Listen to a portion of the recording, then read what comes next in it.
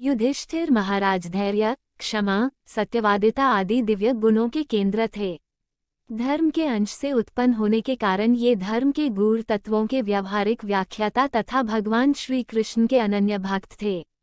बचपन में ही इनके पिता महात्मा पांडु स्वर्गवासी हो गए, तभी से ये कुरुराज धृतराष्ट्र को अपने पिता के समान मानकर उनकी प्रत्येक आज्ञा का पालन करते थे। अपने सदाचार और विचारशीलता के कारण युधिष्ठिर बचपन में ही लोकप्रिय हो गए और प्रजा इन्हें अपने भावी राजा के रूप में देखने लगी। दुर्योधन इनकी लोकप्रियता से जलता था और पांडवों का पैतृक अधिकार छीनकर स्वयं राजा बनना चाहता था, इसलिए उसने पांडवों को जलाकर मार डालने के उद्देश्य से वारणावत में लाक्षागृह का निर्माण कराया।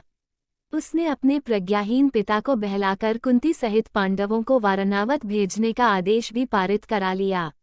अपने ताऊ की आज्ञा समझकर धर्मराज युधिष्ठिर अपनी माता, अपने भाइयों भीम, अर्जुन, नकुल, सहदेव के साथ वारणावत चले गए। किसी तरह विदुर की सहायता से पांडवों के प्राण बचे। इधर दुर्योधन ने हस्तिनापुर के राज्य पर अपना अधिकार कर लिया। द्रौपदी स्वयंवर में पांडवों की उपस्थिति का समाचार सुनकर धृतराष्ट्र ने विदुर को भेजकर उन्हें बुलवा लिया। उन्होंने युधिष्ठिर को आधा राज्य देकर खांडव प्रस्थ में रहने का आदेश दिया। युधिष्ठिर ने उनके आदेश को सहर्ष स्वीकार कर लिया और खांडव प्रस्थ का नाम बदलकर इंद्रप्रस्थ रखा तथा उसे अपनी राजधानी बनाकर विशाल राजसूय यज्ञ का आयोजन किया। राजसूय यज्ञ में बड़े बड़े राजाओं ने आकर युधिष्ठिर को बहुमूल्य उपहार दिए और उन्हें अपना सम्राट स्वीकार किया। युधिष्ठिर महाराज धैर्य, क्षमा, सत्यवादिता आदि दिव्य गुणों के केंद्र थे। धर्म के अंश से उत्पन्न होने के कारण ये धर्म के गूढ़ तत्वों के व्यावहारिक व्याख्याता तथा भगवान श्री कृष्ण के अनन्य भक्त थे।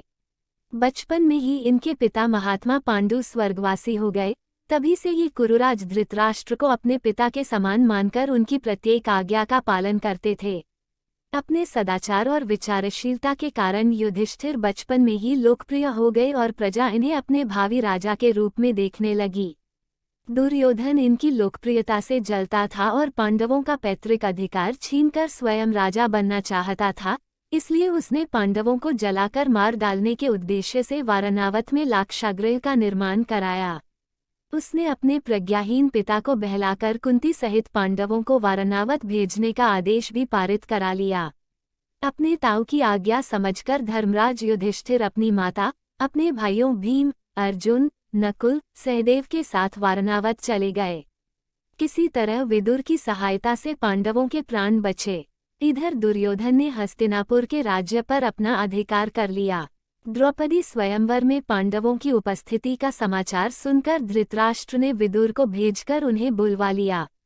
उन्होंने युधिष्ठिर को आधा राज्य देकर खांडव प्रस्थ में रहने का आदेश दिया।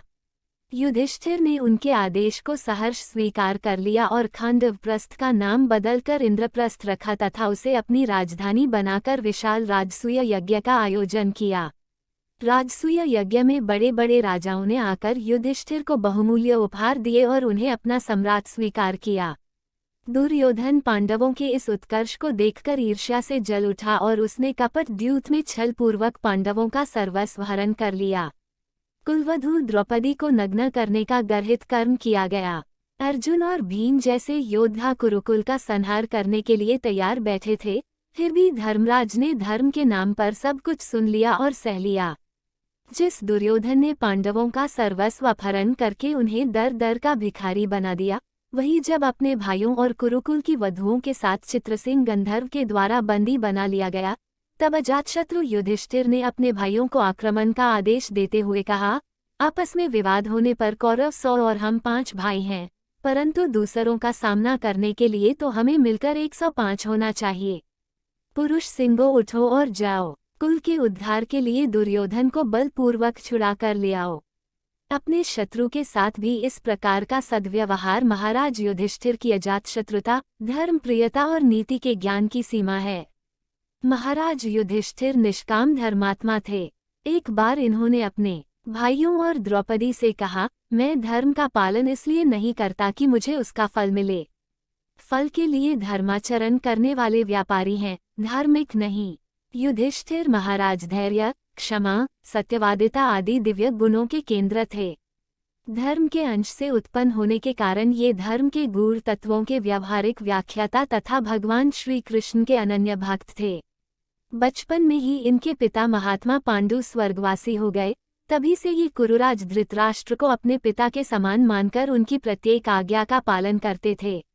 अपने सदाचार और विचारशीलता के कारण युधिष्ठिर बचपन में ही लोकप्रिय हो गए और प्रजा इन्हें अपने भावी राजा के रूप में देखने लगी। दुर्योधन इनकी लोकप्रियता से जलता था और पांडवों का पैतृक अधिकार छीनकर स्वयं राजा बनना चाहता था, इसलिए उसने पांडवों को जलाकर मार डालने के उद्देश्य से वारणावत में लाक्षागृह का निर्माण कराया। उसने अपने प्रज्ञाहीन पिता को बहलाकर कुंती सहित पांडवों को वारणावत भेजने का आदेश भी पारित करा लिया। अपने ताऊ की आज्ञा समझकर धर्मराज युधिष्ठिर अपनी माता, अपने भाइयों भीम, अर्जुन, नकुल, सहदेव के साथ वारणावत चले गए। किसी तरह विदुर की सहायता से पांडवों के प्राण बचे। इधर दुर्योधन ने हस्तिनापुर के राज्य पर अपना अधिकार कर लिया। द्रौपदी स्वयंवर में पांडवों की उपस्थिति का समाचार सुनकर धृतराष्ट्र ने विदुर को भेजकर उन्हें बुलवा लिया। उन्होंने युधिष्ठिर को आधा राज्य देकर खांडवप्रस्थ में रहने का आदेश दिया। युधिष्ठिर ने उनके आदेश को सहर्ष स्वीकार कर लिया और खांडवप्रस्थ का नाम बदलकर इंद्रप्रस्थ रखा तथा उसे अपनी राजधानी बनाकर विशाल राजसूय यज्ञ का आयोजन किया। राजसूय यज्ञ में बड़े बड़े राजाओं ने आकर युधिष्ठिर को बहुमूल्य उपहार दिए और उन्हें अपना सम्राट स्वीकार किया। दुर्योधन पांडवों के इस उत्कर्ष को देखकर ईर्ष्या से जल उठा और उसने कपट द्यूत में छलपूर्वक पांडवों का सर्वस्व हरण कर लिया। कुलवधू द्रौपदी को नग्न करने का गर्हित कर्म किया गया। अर्जुन और भीम जैसे योद्धा कुरुकुल का संहार करने के लिए तैयार बैठे थे, फिर भी धर्मराज ने धर्म के नाम पर सब कुछ सुन लिया और सह ली। जिस दुर्योधन ने पांडवों का सर्वस्व अपहरण करके उन्हें दर दर का भिखारी बना दिया, वही जब अपने भाइयों और कुरुकुल की वधुओं के साथ चित्रसेन गंधर्व के द्वारा बंदी बना लिया गया, तब अजातशत्रु युधिष्ठिर ने अपने भाइयों को आक्रमण का आदेश देते हुए कहा, आपस में विवाद होने पर कौरव 100 और हम 5 भाई हैं, परंतु दूसरों का सामना करने के लिए तो हमें मिलकर 105 होना चाहिए। पुरुष सिंगो उठो और जाओ, कुल के उद्धार के लिए दुर्योधन को बलपूर्वक छुड़ा कर ले आओ। अपने शत्रु के साथ भी इस प्रकार का सद्व्यवहार महाराज युधिष्ठिर की अजातशत्रुता, धर्मप्रियता और नीति के ज्ञान की सीमा है। महाराज युधिष्ठिर निष्काम धर्मात्मा थे। एक बार इन्होंने अपने भाइयों और द्रौपदी से कहा, मैं धर्म का पालन इसलिए नहीं करता कि मुझे उसका फल मिले। फल के लिए धर्माचरण करने वाले व्यापारी हैं, धार्मिक नहीं। वन में यक्ष रूपी धर्म से इन्होंने अपने छोटे भाई नकुल को जिलाने की प्रार्थना की। यक्ष के ये पूछने पर कि तुम अर्जुन और भीम जैसे योद्धाओं को छोड़कर नकुल को क्यों जिलाना चाहते हो, युधिष्ठिर ने कहा, मुझे राज्य की चिंता नहीं है। मैं चाहता हूं कि मेरी कुंती और माद्री दोनों माताओं का एक एक पुत्र जीवित रहे। युधिष्ठिर की इस समबुद्धि पर यक्ष ने उनके सभी भाइयों को जीवित कर दिया। शरणागत कुत्ते के लिए इंद्र के प्रस्ताव को ठुकराते हुए धर्मराज ने कहा, जिस स्वर्ग के लिए आश्रित शरणागत धर्म का त्याग करना पड़े, मुझे उस स्वर्ग की कोई आवश्यकता नहीं है। सच है, धर्म की वृद्धि के लिए महाराज युधिष्ठिर चरित्र का मनन करना चाहिए।